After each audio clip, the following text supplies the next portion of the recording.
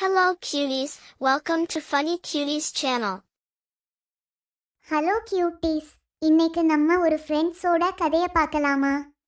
ஒரு காலத்தில் அழகான ஒரு காட்டில் நிபி என்ற சுறுசுறுப்பான அணில், கொலோ என்ற அமைதியான ஆமை, சீக் என்ற பேசி பேசி பறக்கும் கிளி நல்ல நண்பர்களாக வாழ்ந்தார்கள். அவர்கள் வாழ்க்கை அமைதியாகவும் சந்தோஷமாகவும் இருந்தது. ஒரு நாள் பெரும் புயலும் வெள்ளமும் காட்டை தாக்கப் போகுது என்ற பயமுறுத்தும் செய்தி வந்தது. அந்த செய்தியை கேட்டதும் நிபி அஞ்சாமல் புத்திசாலித்தனமாக ஒரு யோசனை சொன்னது. நாம் ஒரு மிதக்கும் மரவீடு கட்டணும்.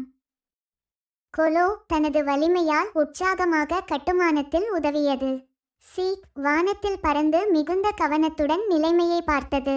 நிபி தனது அறிவால் அற்புதமான திட்டமிட்டு வேலைகளை வகுத்தது. மழையும் வெள்ளமும் வந்ததும் அவர்கள் கட்டிய மரவீடு துள்ளி துள்ளி வெள்ளத்தில் மிதந்தது.